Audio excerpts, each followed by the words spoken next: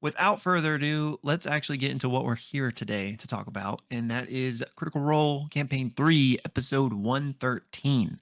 But as you guys know, before we dive into our discussion, we like to do our recap. We post that out separately. So for those of you just watching the recap, if you want to hear our full thoughts, we will we'll put a link down below to that video. So be sure to check it out.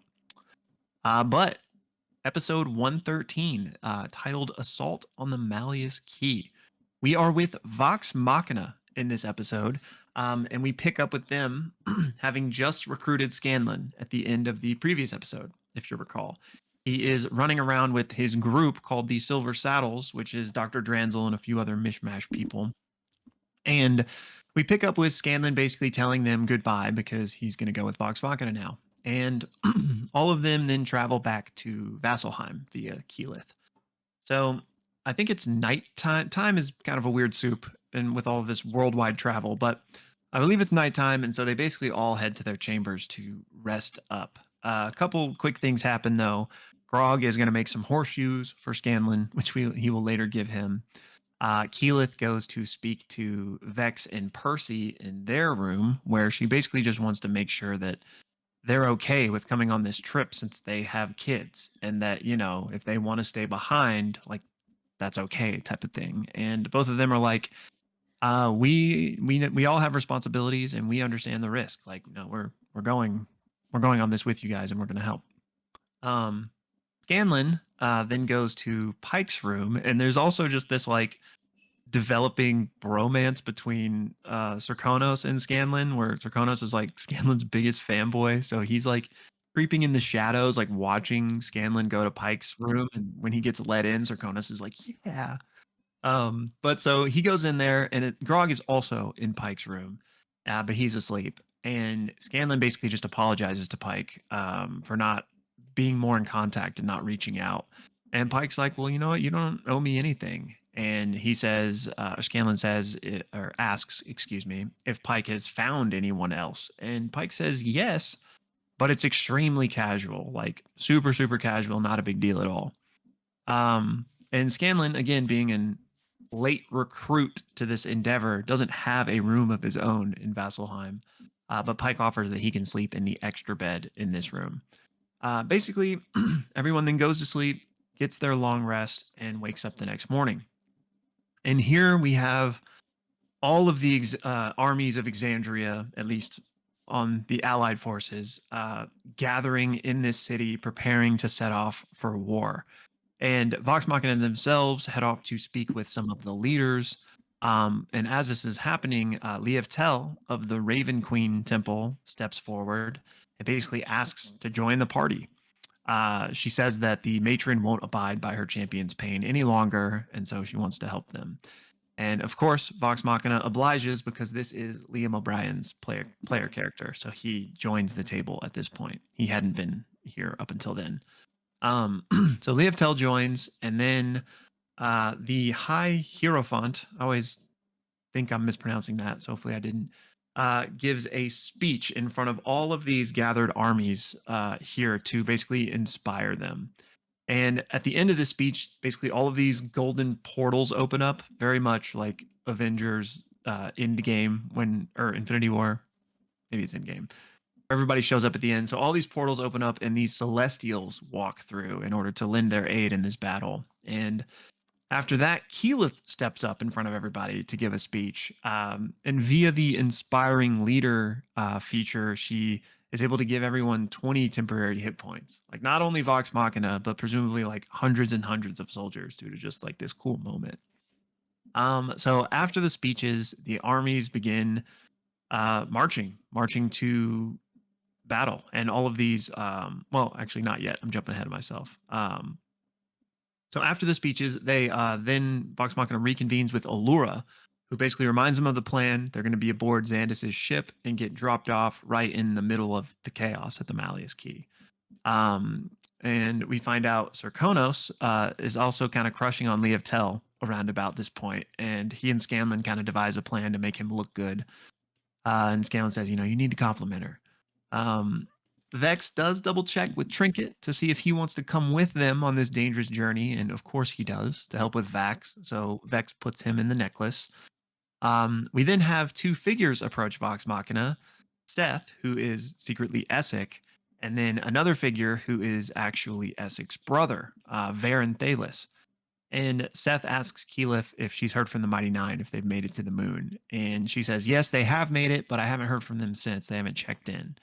Then Essek's brother, Varen, says that, hey, I'm going to be on one of these other ships. Just want to introduce myself to you guys so that you knew I was on your side, and it's a complete honor to fight alongside you. And he actually asks for Keyleth's autograph on an Ashari poetry book.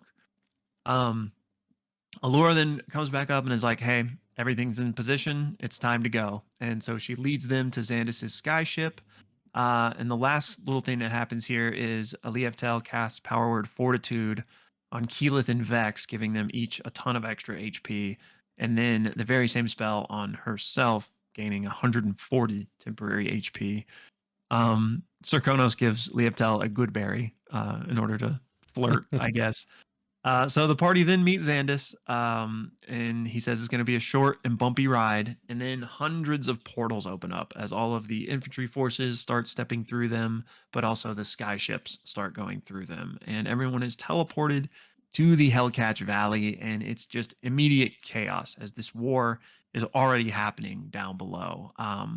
They're getting shot at from like arcane cannons on the ground, and so the ship is just immediately like making wild turns as Xandis tries to avoid them, and Keyleth and Scanlan almost go flying from like dexterity saves, but other members of Vox Machina are able to save them. It's at this point that we have three huge flying creatures that Vox Machina has never seen before, and I don't think we ever get clarification on like what exactly they were. Maybe we did. You guys can correct me if I'm wrong. But these things attack the ship. Some of them try to pick up members of Vox Machina. Scanlan actually does get picked up, but Percy is able to quickly use a disarming shot to make the creature drop Scanlan before things get too bad. And combat is pretty quick, where Vox Machina is able to handle these things with the help of a silver dragon that comes by and makes short work of a couple of them as well. So they handle that, and then the next thing they know is one of the allied skyships next to them, the one that actually has Varen Thalis on it, is plummeting from the sky because they got hit in one of their broomstone areas. So there's this whole sequence where Xandis and Vox Machina like swerve over as close as they can to that ship and rescue everyone off of it before it ultimately crashes into the ground. They successfully do that. Then they've arrived at the drop-off point. So a bunch of the mages on the ship cast Featherfall on Vox Machina so that they all jump off down toward the Malleus Key, and except for Serkonos and Keyleth instead use their air elemental forms, and Vex and Percy get on the broom instead. So everyone else skydiving basically. And there's this really awesome moment where Robbie drops his air elemental form and just starts like rocketing in his normal form toward the ground, not featherfalled, and right at the end throws his spear, like impales one of the guards, and then teleports to his spear as like one of his features. And it's just a really cool moment. Also, Grog and Pike are being like shot at by one of these arcane cannons as they're feather falling, and they actually get hit by one, which causes them to kind of veer off a little bit compared to everybody else. So everyone makes their way to the ground and decide they need to head over to where Pike and Grog landed, and that's where we go to break on the first half.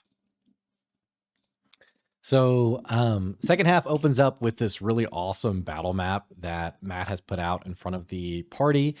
And he's also noted a few different distinct battle groups. These aren't like guards waiting for Vox Machina. Like there's already full-blown combat happening all around them.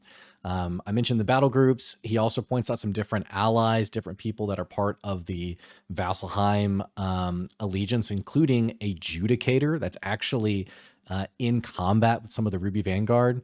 And typically the way we handle combat is we just stick to the high notes, only because there's so many details that do happen. So doing that, we immediately get a cast of reverse gravity from Scanlan. Really fun to see a high level spell. And he does that on an entire group of Ruby Vanguard soldiers, and all of them get thrown up into the air except for one spellcaster who manages to essentially hang on to like a tree root that keeps them grounded. We also have an attack from Percy against a nearby Lauren, where he reveals that his walking stick actually doubles as a blade. He has some kind of enchantment on it where these sort of razor blades glow around it, and he can use it almost like a rapier. We see Grog attack that spellcaster who resisted the reverse gravity and actually gets caught in it himself, but grabs onto the same root so that he doesn't flap into the air, and then begins to attack the spellcaster. We get a cool, flavorful death scene from Liev TL casting Toll the Dead on one of the soldiers, and Matt describes their eyes just exploding. It's just crazy. It's crazy combat. I think also there was a mention of like one of these big dispelling machines that was actually charging up during the combat. But things get even crazier when an entire troop of soldiers get swallowed up as the ground opens up in this huge Vidulch claws up out of the ground. It's very Starship Troopers-esque. Yes. Crawls out and annihilates this battalion. And then on the battle map, Matt actually has a second one crawl up. They're huge. They're massive beasts. Oh, and they also have a poison spray, which is devastating. Grog, in true barbarian fashion, is actually going to climb up on the back of one of them and just starts like rodeo hacking at the back of it.